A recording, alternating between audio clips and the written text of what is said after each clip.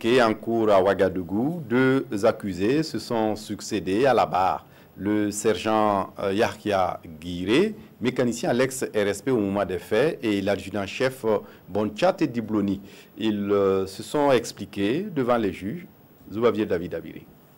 Deux auditions aux allures de confrontation ce matin au tribunal militaire. À ce deuxième jour de son interrogatoire, le sergent Yahya Guiré relate avoir effectué sur instruction de son supérieur hiérarchique une mission de dépannage de l'engin d'une équipe de patrouille en ville. Pour l'exécution de la mission, il enfourche une moto et se fait assister par le caporal Abdou Kompaoré. Ils ont pour armes des fusils AK-47, des armes de guerre, fait noter le parquet militaire. Au cours de leur parcours, ils sont confrontés à des barricades et à des manifestants hostiles au RSP. Des hostilités manifestes suivies de jets de pierre à leur encontre. La tension monte. Agacé par ce qu'il qualifie de guet-apens, le caporal Abdou Kompaoré sort son arme et ouvre le feu, 2 rafales. Des tirs en l'air, précise le mécanicien militaire. Ces balles pouvaient-elles causer la mort du manifestant? Du côté du parquet militaire, l'on est convaincu que ces tirs sont à l'origine d'un décès.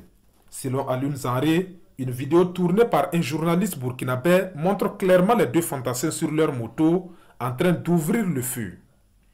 Toujours sur cet enregistrement audiovisuel, un corps gisait dans une mare de sang, mortellement atteint par des balles. Le parquet militaire en conclut que le sergent Yahya Guiré et le caporal Abdou Kompaoré en sont les responsables. Une conclusion refutée par le mécanicien militaire qui dit avoir visionné ce film lors des enquêtes préliminaires et reste convaincu que c'est un montage grossier. Le parquet promet de faire visionner cette vidéo par le tribunal et l'assistance en temps opportun. À la suite du sergent Yahya Guiré, le tribunal procède à l'audition de l'adjudant-chef Dibloni Bonchati. À l'encontre de ce sous-officier de l'ex-RSP, il a retenu les charges de complicité d'attentat à la sûreté de l'État, de coups et blessures volontaires et de meurtre.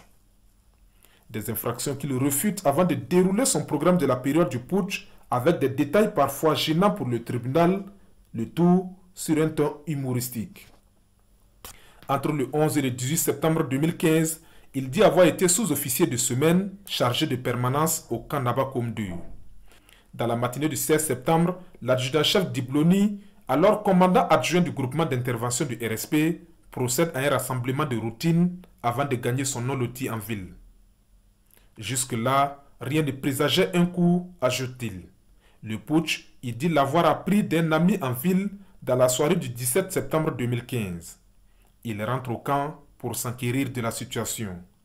Les autorités de la transition sont arrêtées et plusieurs soldats de son groupement embarqués dans l'aventure qu'il attribue sans complaisance au groupement des unités spéciales du RSP. Entre réprobation de l'acte et devoir de service, il dit avoir assuré la sécurité des présidents Macky Sall et Yahi Boni avant de quitter définitivement le camp le 18 septembre 2015. En somme, selon sa version, il n'aurait soutenu d'aucune manière le putsch. Et pourtant, le sergent Yahya Guiré avoue l'avoir vu à des endroits où se menaient des patrouilles.